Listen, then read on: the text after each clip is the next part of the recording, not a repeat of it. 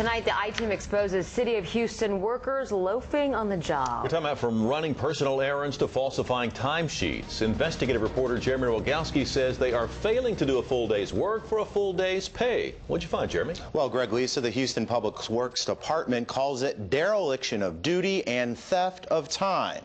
Your time, because after all, it's on your dime. From fixing our streets to flushing our sewers, the Houston Public Works Department spends $1 billion of your money every year. But What have you been doing for the last couple hours? are you getting what you pay for? You haven't been working a whole lot now.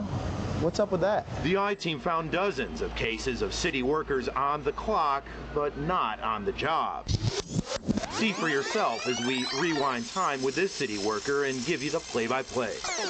We spotted him hanging out alone at this drugstore parking lot for nearly 20 minutes. But when he finally drives off, it's not to a job site. He just drives and drives, in and out of neighborhoods, up and down the same busy streets. 20 minutes later, the aimless wandering ends near where it began, at this gas station, where yet another 20 minutes go by. And then he drives off again, this time taking the 610 loop around town, past the ship channel, and ending up at the mall, where he kills another half hour at a grocery store. All told, we tracked 2 hours of not working. Then it was quitting time. What's going on?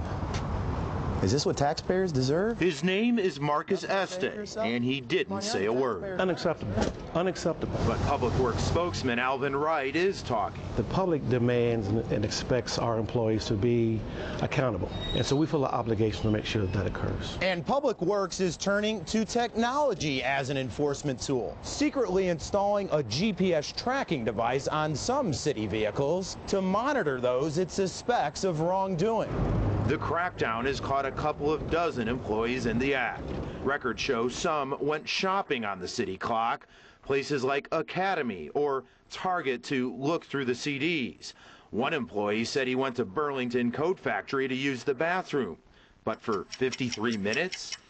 Others went home on the taxpayer's dime, like Inspector Steve Garcia, who went to his residence 21 out of the 23 days he was monitored, often making multiple trips home the same day. Does the public deserve better?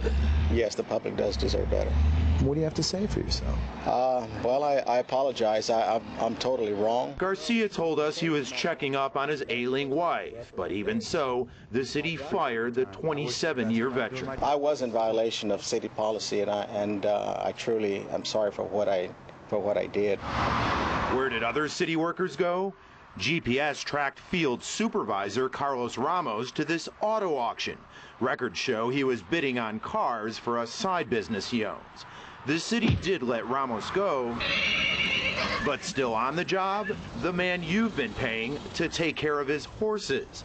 That's right, utility worker Keith Perkins admitted he's been going to his stables for the last 2 to 3 years, 2 to 4 times a week, and up to 3 hours at a time. The reaction from neighbors? Oh, wow. That's gotta be. Yeah! They should be out working doing, what the city is paying them to do. Instead, the city defines it as theft of time and says workers often falsify daily activity sheets to cover up their misdeeds. We encourage citizens, if they see our employees not functioning in a proper scheme they're supposed to, record it, give it to us, and we'll take action. As for the man we caught on tape goofing off, he took off. Why are you running from us? Is there any reason why you're running from us? So what eventually happened to that worker, meter reader Marcus Este? Was he fired? Was he suspended? No.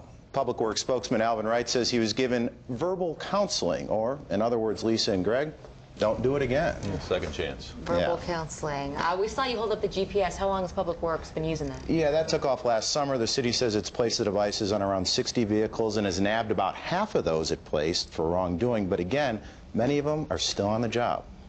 All right. Thanks, Jeremy. You bet.